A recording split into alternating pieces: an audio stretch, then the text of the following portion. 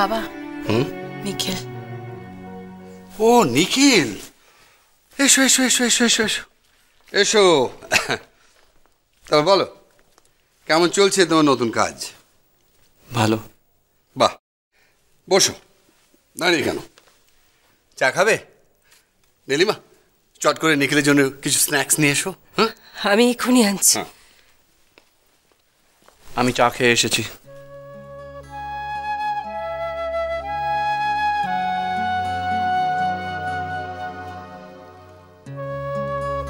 খেয়ে এসেছো? নিখিল, আমি বেশ কিছুদিন লক্ষ্য করছি তুমি বাড়িতে আজকাল খাওয়া দাওয়া করছো না, কেন বলছো?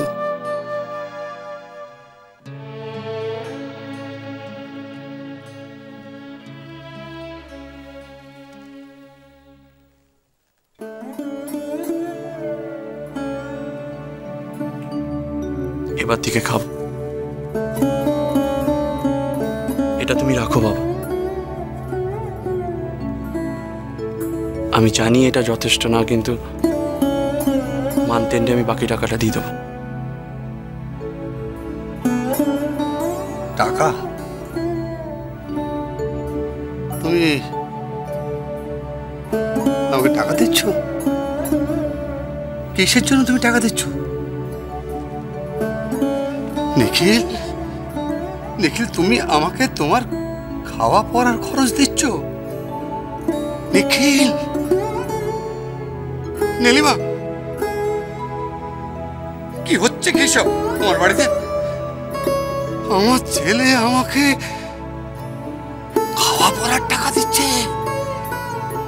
নিখিল, তোমরা তো এটাই চেয়েছিলে, আমার ফাইন্যান্সিয়াল ইন্ডিপেন্ডেন্স, যাতে আমি আমার নিজের দায়িত্ব নিজেই নিতে পারি। নিখিল, নিখিল, রাগের মাথায় তোমার মা কি একটা কথা হঠাৎ বলে বলেছে, আর সেই কথাটা তুমি আজও মনে করে রেখেছো? নিখিল, নিখিল, তোমার মা মা বলেছেন এ কথা, কোনো কিছু মিন করে বলেননি উনি। আর তাছাড়া ফিনান্সিয়াল ইন্ডিপেন্ডেন্স মানে? মা তো আমাকে বাড়ি থেকেও বের করে দিয়েছিলেন বাবা।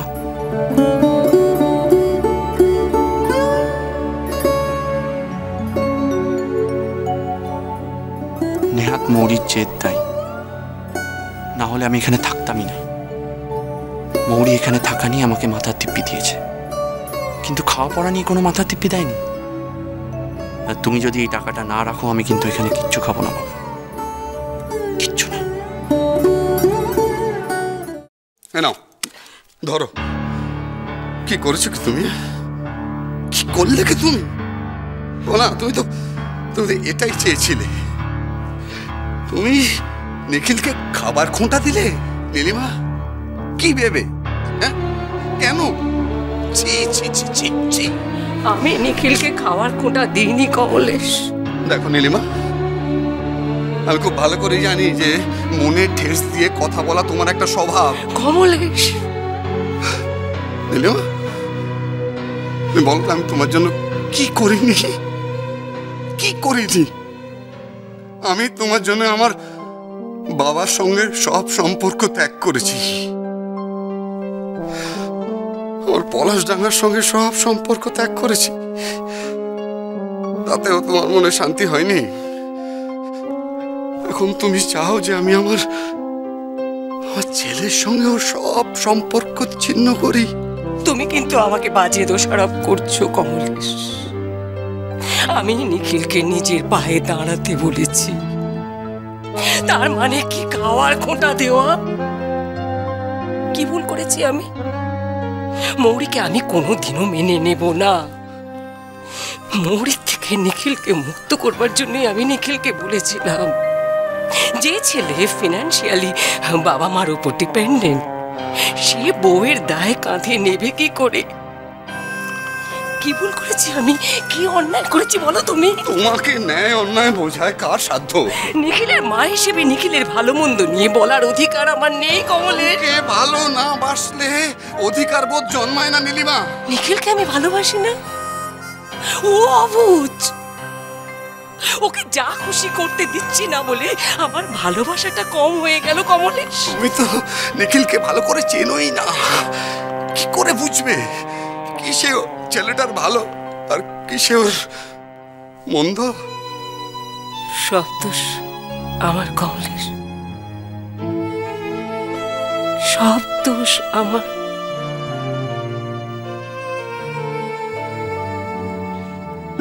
আর এই যে নিখিল আমাকে উপেক্ষা করছে, অবহেলা করছে, এসব তোমার চোখে পড়ছে না? না, চোখে পড়ছে না? নিখিল কেন তোমাকে অবহেলা করছে, কেন তোমাকে উপেক্ষা করছে, এসব কোনোদিন ভালো করে ভেবে দেখেছো? নিখিলের ব্যাপারে তোমার কিন্তু অনেক আগেই ভাবনা চিন্তা করার দরকার ছিল। আমি তোমায় বারবার বলেছি, বারবার, তুমি আমার একটা কথাও শুননি। এখন কিন্তু অনেক দেরি হয়ে গেছে, অনেক দেরি। এখন আর তুমি কিচ্ছু করতে পারবে না, কিচ্ছু না। কি গো, কি করছো তুমি? বাড়ি ফিরেছো? আগে বলো তো, কি করলে আজ সারাদিন? জীবন পাত্র মৌরি, আজ তুমি এখানে থাকলে কত খুশি হতে, কত খুশি হতে তার কোনো ঠিকানা নেই। আমি আজ কাজে জয়েন করেছি। তুমি আমাকে যেমনটা দেখতে চাও, আমি খুব চেষ্টা করছি ঠিক তেমনটা হতে। কিন্তু একা একা আমার আর ভালো লাগছে না। সবে তো কটাই দিন কাটলো, এখনো আর কতদিন বাকি মরি, আর কতদিন আমাকে তোমার কাছ থেকে দূরে দূরে থাকতে হবে। তুমি কি বুঝতে পারছো না আমার যে কত কষ্ট হচ্ছে? একটা ফোন পর্যন্ত করতে পারবো না আমি তোমাকে। মরমে আমার ঢেলেছো তোমার গান, আমার জীবন পাত্র উচ্ছলিয়া খুব তাড়াতাড়ি, মাধুরী করেছো দান। খুব তাড়াতাড়ি আমি তোমার কাছে চলে আসবো। কষ্ট বুঝি তোমার একার হচ্ছে?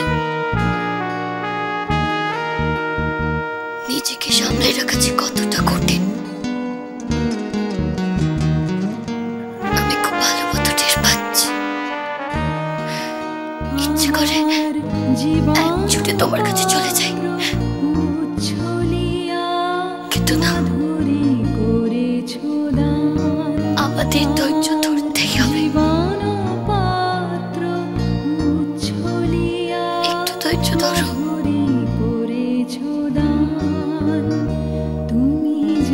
রাত হয়ে গেছে, এবার ঘুমিয়ে পড়ো লক্ষ্মীটি, ঘুমিয়ে পড়ো।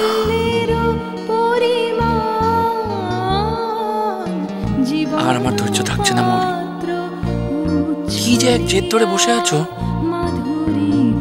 ও, আরো একটা কথা, এখন আমি বেশ জানি একা একা চাঁদ থেকে কষ্ট পাওয়ার মানেটা কি।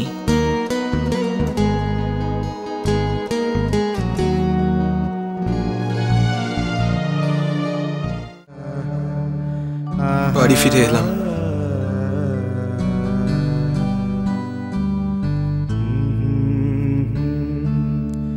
কি হয়েছে রঙ্গন? হ্যাঁ, মার সাথে কিছু না, মা কিছুই বলেনি।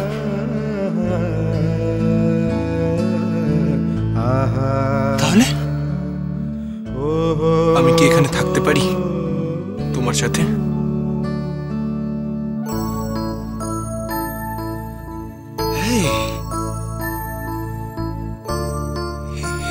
এইসব কি বলছিস কি তুই রঙ্গন? হ্যাঁ, অফকোর্স পারিস। হ্যাঁ রঙ্গন, আরে এটা তোরই তো বাড়ি। থ্যাংক ইউ বাবা। আর আমি তো এক মুহূর্তের জন্য তোর কাজ ছাড়া করিনি রঙ্গন। তুই সবসময় আমার কাছে আছিস, সব সময়। এটা তোর বাড়ি রঙ্গন, তুই যে কোনো সময় এখানে এসে থাকবি। এটা তোর বাড়ি রঙ্গন।